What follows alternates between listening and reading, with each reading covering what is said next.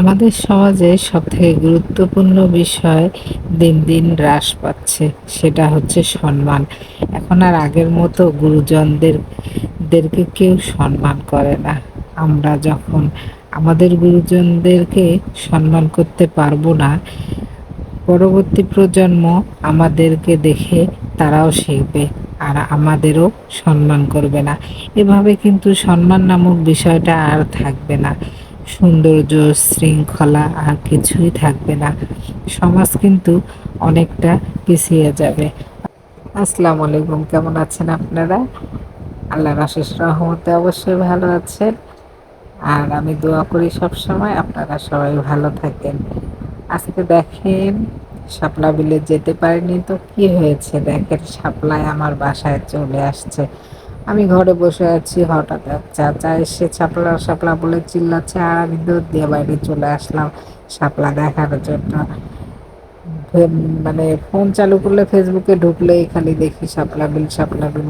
যেতে তো পারলাম না, তাই মনে করলাম যাই শাপলাগুলো দেখে আসি। তাই চলে আসলাম, শাপলাগুলো দেখতেছি। আমার বাসার পাশে সবাই শাপলাগুলো নিল। আমি কোনোদিন খাইনি, মানে কেমন যে লাগে ওই জন্য আর নিলাম না। আমি এমনিতেই শাপলাগুলো দেখে মানে দেখতেছি আর কি।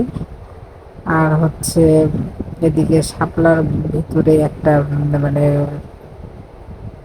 ফলের মতো হয়েছে, সেই ফল থেকে বিচি হয়েছে। শাপলার ভ্যাট বলে আর কি, ওগুলো দিয়ে নাকি খই হয়। আমি তো ভালোভাবে জানি না, আপনাদেরকে আবার কিভাবে বুঝাবো, তাও যেতটুকু পারলাম বুঝাইতে, যে হচ্ছে এই শাপলার ফল থেকেই ভ্যাটটা বেরোইছে। আমি ওই ভ্যাটটা দিয়ে নাকি, এই যে ভ্যাটগুলো, এগুলো দিয়ে নাকি গাছ হয়। তাই আমি হাতে নিয়েছি, যে আমাদের মূলা টুলে পুকুর আছে আমাদের বাসার সামনে, সেই পুকুরে ফালাই দেবো। চাচাটার কাছে শুনলাম এগুলো দিয়ে নাকি শাপলা গাছ হয়। তাই ভাবলাম যে নিয়ে নেই, আল্লাহ রহমত করলে হতেও পারে বাসার সামনে পুকুরে যদি শাপলা থাকে সবসময় দেখতে পারবো গিয়ে। তাই ভ্যাটগুলো নিলাম। এই তো আমি রাস্তার দিকে আগাচ্ছি, রাস্তার সাইডেই ছিল পুকুরটা। আর পুকুরের উপরে দেখেন কাঁচা মালের দোকান আছে। আর এই তো আমি আস্তে আস্তে করে আগাচ্ছি। দেখেন পুকুরের উপরে আমাদের বাসার পাশেই দোকান সব। আমরা সবসময় এখান থেকেই বাজার করি। এই তো আমি ভ্যাটটা নিয়ে এখন আল্লাহর নামে বিসমিল্লাহ করে ফালাই দেবো। আর এই বছরে নাকি আর হবে না, পরের বছরে হবে। আজকে ফালাই দিলাম না, এই বছরে আর গাছ হবে না, পরের বছরে আল্লাহ যদি রহমত করে পরের বছরে গাছ হবে, ফুলও হবে।